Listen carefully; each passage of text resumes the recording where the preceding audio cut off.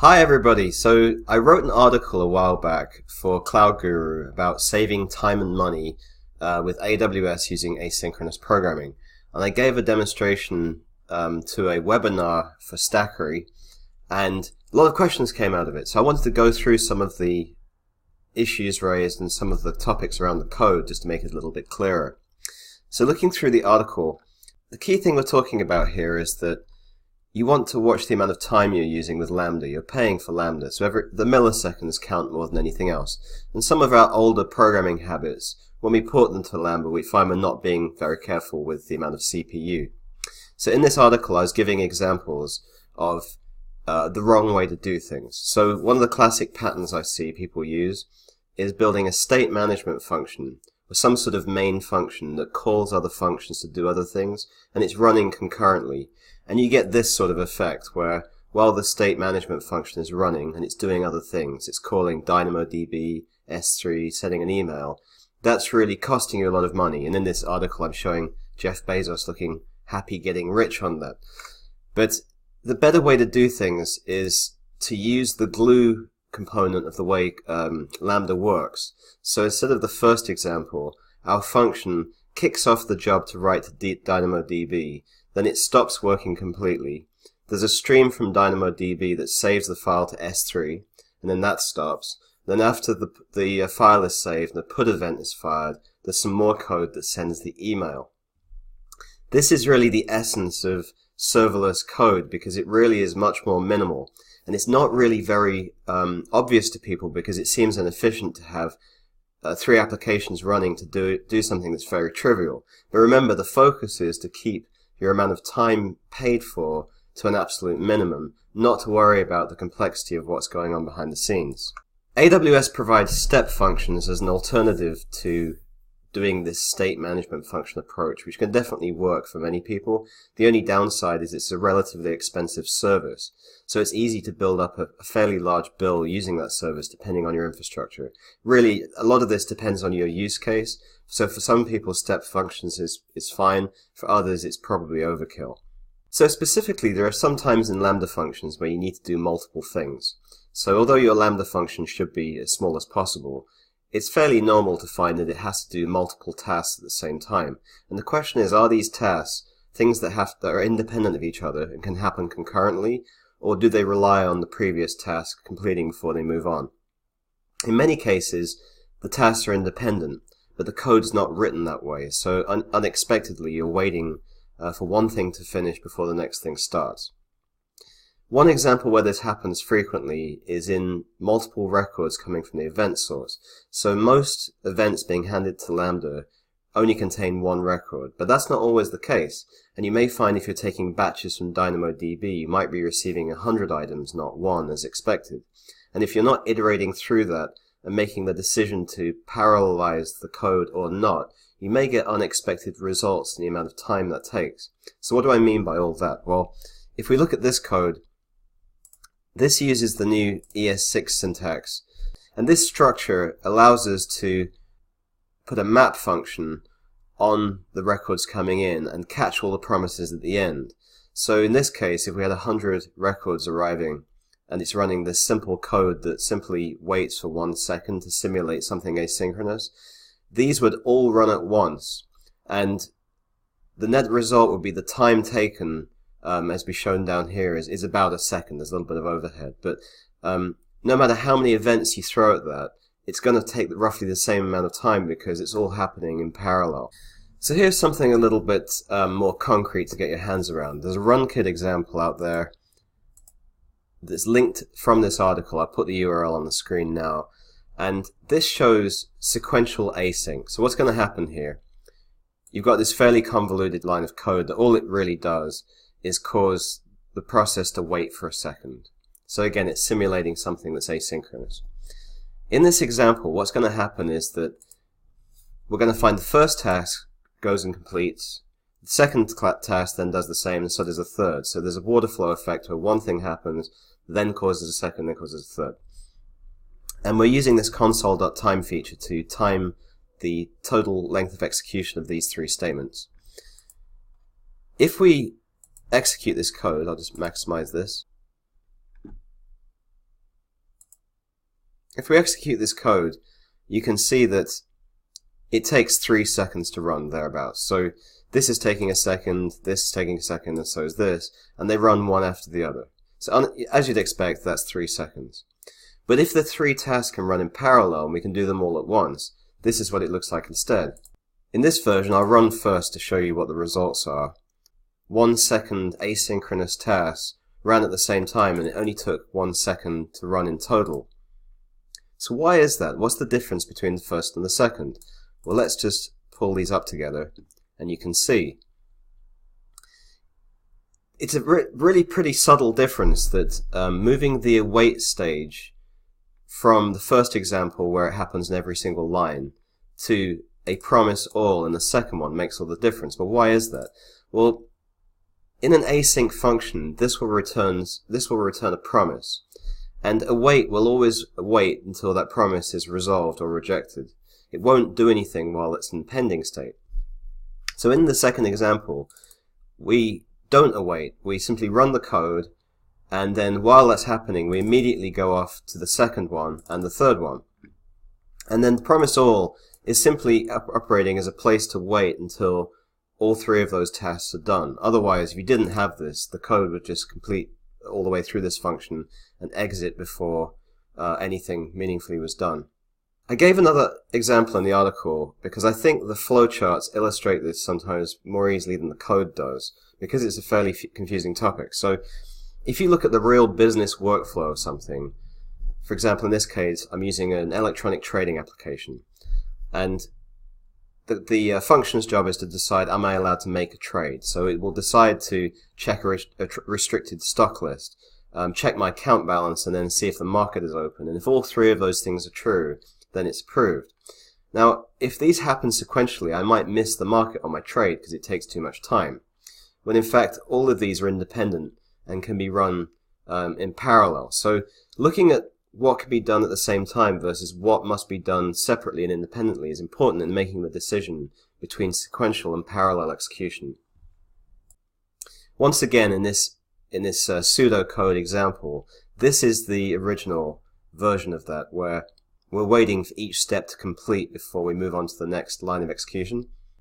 And in the second version, we're using that same technique where we await later. I'm not using promise all in this example just to make it simpler, but you can see you get 3 promises back from the first block of statements, and the next block, that's when we do the awaiting, and it's essentially the same as the await promise all structure we saw earlier. So in the next phase of this, I want to show a more practical example. So I'm currently building a blog post about writing a zoo app for zoos. So the idea is that one of the features enables visitors to look at placards in an enclosure, and it will translate into French, German, or any other language that's available. So to simulate this, we have an S3 bucket called zoo app in this case, where there are files that represent the placards. This one is about giraffes. It just contains text from Wikipedia. Now my serverless function is going to wait for files to appear in this bucket, and then it's going to use AWS Translate to convert it into French, Spanish, German, Italian, and any other language. So what does the code look like to do this? If you download my repo, you'll see that there's 3 files in here. I'll just quickly show you what these files do. There's an S3 library that lets you just interact with the files in S3. A translate file that works with AWS Translate to do the work under the covers, and the main handler. This is really the file we care about. The translation function down here is going to fetch the text from the file in the S3 bucket that's arrived. It will then translate the text into a target language and then save the output into a new file in the bucket. Our main Lambda handler at the top here, all it's going to do is time how long this takes, and it will set the translation in motion for each of the languages selected. So let's run this and see what happens. So this took 3.7 seconds as shown down here, and you might not be immediately aware there's a problem because that's fairly fast. It's gone and translated 3 things at the same time, and each one of those translations takes a couple of seconds. So at this point you might think, well, there's not really a problem.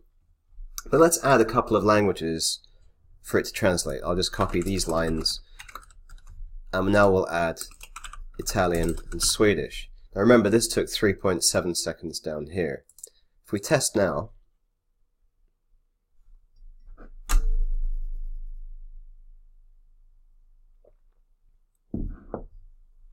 it took long enough to get a swig of a cup of coffee. So now it took 8 seconds. And what you start to see is, as you add more languages, this will start to get longer and longer and longer. But does it need to? Do we have to wait for the French translation to be finished before the Spanish translation can start? These are really independent tasks. So what can we do to run these in parallel? Well, it's a little bit like the code earlier. What we're going to do is move where the await statement is and use this promise all structure again. Let's save this and try again. So remember, this one, the first pass was 8 seconds. Now let's see how fast it is. Not fast enough to drink coffee. So we're back to 3 seconds. And what has happened here is the longest translation execution is responsible for that amount of time. They all happened at the same time. So I put together a little flowchart to explain this. In the first one, it was doing this sequential order of events. The handler gets fired when the new file arrives. The French translation happens, then the German translation, then the Spanish translation. In this second version I just showed you, it's more like this. The handler gets fired, all 3 of these tasks get started at the same time, and then we wait until they're all completed before we finish. Just to show you what happens, if we go back to our S3 bucket, you'll see in the translations folder, we start to see some translations appearing. Here's the French, for example. Now in real life, this kind of structure is a bit messy because you might not know how many languages you want to translate when you first start the function. So let's try the same thing, but instead use an array of targeted languages.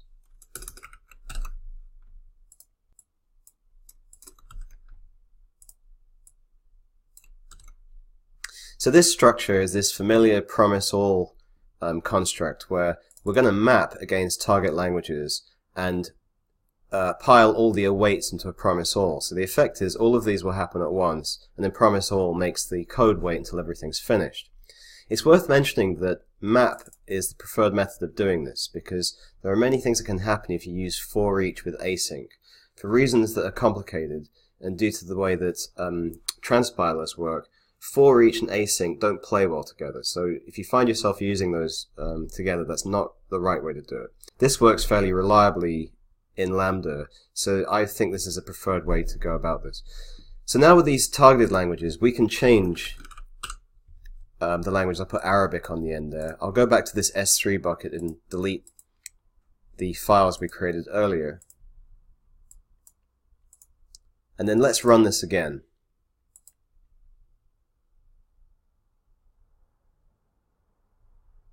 And here you can see, if I widen that a little bit, that it's taken about 3 seconds again, and if we just refresh this, we have all the different language translations that we wanted to run.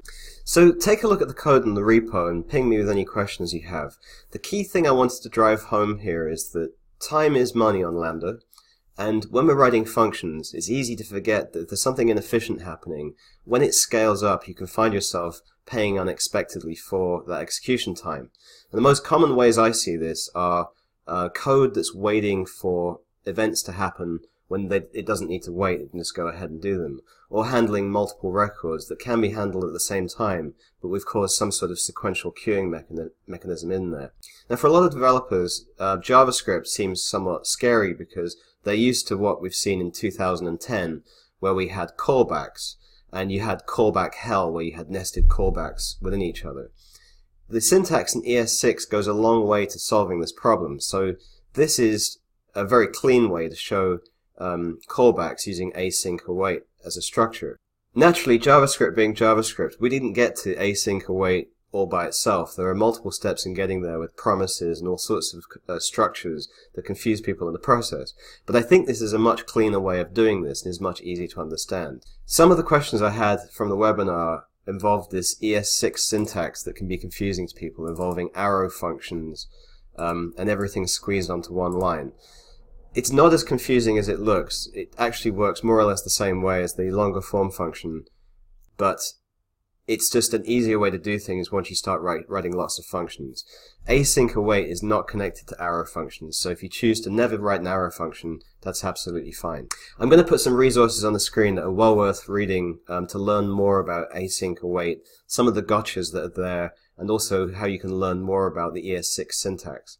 Otherwise, I hope this provided some examples about how this can really improve the speed of your Lambda functions. I hope you enjoyed this video, and if you find this useful, don't forget to subscribe to my channel.